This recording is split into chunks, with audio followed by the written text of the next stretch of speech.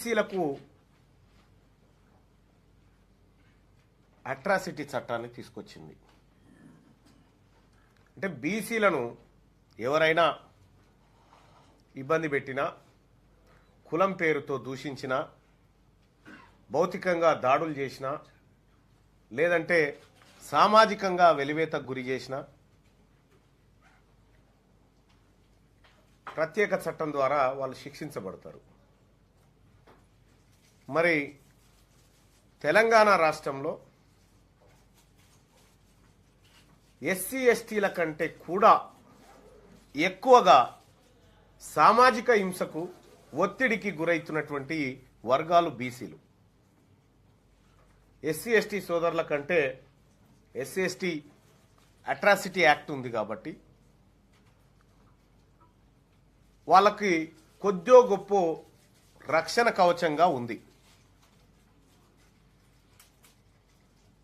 మరి మా బీసీల కోసం ఎలాంటి చట్టం లేదు.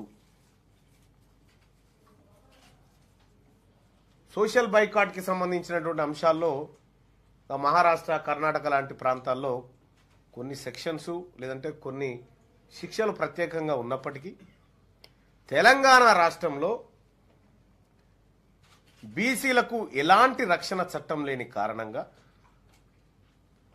జరుగుతున్నటువంటి దాడులు, హింసను కళ్ళ ముందు కనిపిస్తున్నటువంటి దృశ్యాలను చూసిన తర్వాత తెలంగాణ రాష్ట్రంలో ఉన్నటువంటి బీసీలకు ప్రత్యేకమైనటువంటి అట్రాసిటీ చట్టాన్ని కల్పించాలని ఈ సమావేశం డిమాండ్ చేస్తూ ఉంది.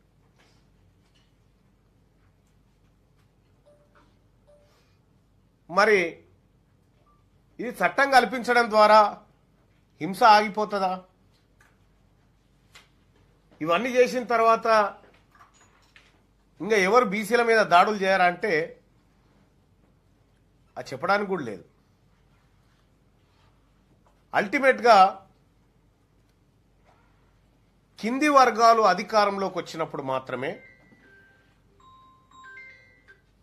కొద్దో గొప్ప దీన్ని నివారించేటువంటి అవకాశం ఉంటుంది. ఇవాళ కుమ్మెర మల్లన్న జాతరలో జరిగినటువంటి ఘటనలో మా రజక బిడ్డ పైన దాడి జరిగింది. ఇవాళ మా బీసీ ప్రభుత్వం ఉంటే 8 మందిని ఎన్కౌంటర్ చేస్తుంటే కూడా మా బీసీ ప్రభుత్వం ఉంటే ఆ 8 మంది రెడ్లను ఎన్కౌంటర్ చేస్తుంటివి. ఎందుకంటే రెడ్డి ప్రభుత్వం ఉండి, వెలమ ప్రభుత్వం ఉండి మా బీసీలను ఎన్కౌంటర్ చేసిరు కదా దిశ పేరుతోటి. సేమ్ మేము కూడా అప్లై చేస్తుంటిమి. ఆ రోజు